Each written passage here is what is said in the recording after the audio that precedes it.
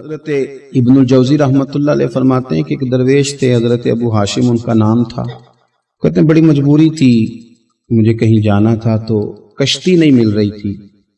اچانک ایک کشتی گزرنے لگی تو میں بھی سوار ہونے لگا تو ملاح نے مجھ سے کہا کہ یہ ایک صاحب بیٹھے ہیں، بڑے امیر ہیں، ساتھ ان کی کنیز ہے، انہوں نے مجھ سے بک کر لی ہے، ساری کی ساری کیا کدھر سی سالم کرا لیا ٹانگا، وہ ساری کی ساری بک کر لی ہے تو میں تو کسی کو نہیں بٹھا سکتا۔ تو وہ جو صاحب بیٹھے تھے بڑے سیٹھ آدمی تھے، کہنے لگے میاں آپ کسی اور کشتی میں، جو ان کی کنیز تھی نا، وہ کہنے لگی چہرے سے کوئی نیک آدمی لگتا ہے، چلو اتنی سواریوں کی جگہ ہے، کسی کونے خدرے میں بیٹھ جائے گا، ہمارا کیا جائے گا۔ کہا اچھا چلو آ جاؤ۔ کہتے میں کونے میں بیٹھ گیا، تھوڑا رستہ آگے گیا، انہوں نے کھانے کا سامان نکالا، مجھے بھی کھلایا، لیکن کھاتے کھاتے میری نظر پڑی تو اس میں تو شراب کے برتن بھی تھے معاذ اللہ۔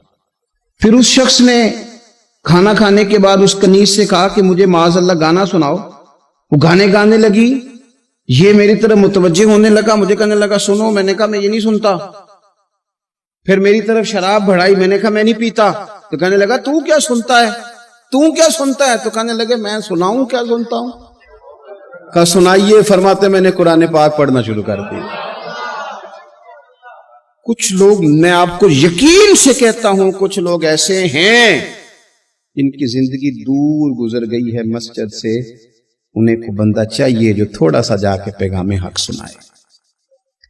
یعنی ان کو پتہ ہی نہیں ہے کہ دین میٹھا کتنا ہے، حسین کتنا ہے، قرآن میں چاشنی کتنی، سرکار کی تعریف کا، نعت خوانی کا رنگ کتنا شاندار ہے۔ میرا یہ ماننا ہے کہ جسے رب رسول کے رنگوں کی خوشبو کا پتہ چل گیا نا، پھر دنیا کا کوئی اور رنگ اسے اپنی طرف مائل کر ہی نہیں سکتا، سوال ہی پیدا نہیں ہوتا۔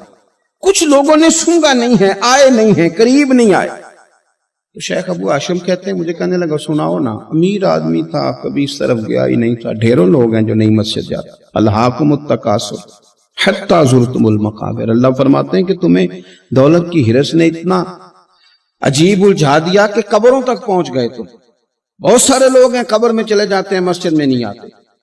تو کہتے ہیں میں نے اسے چند آیتیں سنائیں، اس کی تو کیفیت ہی بدل گئی۔ کہنے لگا مولانا زندگی بڑی گناہوں میں گزری ہے، اب توبہ کر لوں تو مالک معاف کر دے گا۔ کارنامے خطرناک ہیں، پیچھے رجسٹر کالا سیاہ، معافی ہو جائے گی۔ دولت بڑی تھی تو پھر ہم نے بھی شراب کباب شباب میں اڑا دی ساری، معاف کر دے گا۔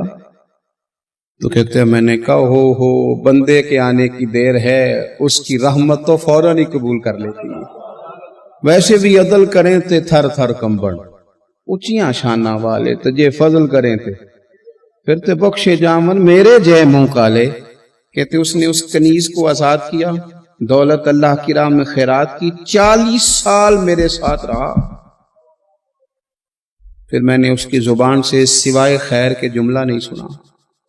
ایک کی بات کرتا تھا، کہتا تھا شیخ کاش آپ مجھے تھوڑا پہلے مل جاتے، زندگی سے یہ گلہ ہے کہ تو ذرا دیر سے ملا ہے، پہلے مل جاتے نا تو شاید میری زندگی کچھ اور دن بن جاتے، تھوڑی دیر اللہ والے کی صحبت۔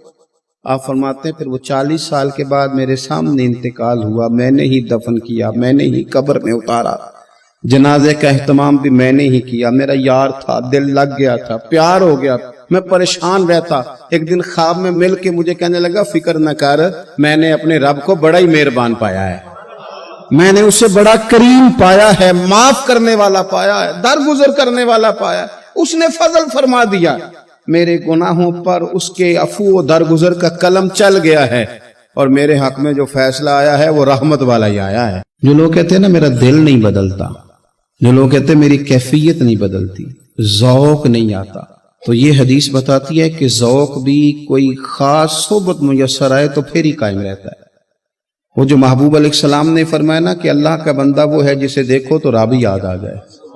خاص لوگ ہوتے ہیں جن کی صحبت میں بیٹھنے سے انسان کا دل اللہ سے جڑتا ہے، رسول اللہ صلی اللہ علیہ وسلم سے جڑتا ہے، دین پر عمل کرنے کو طبیعت چاہتی۔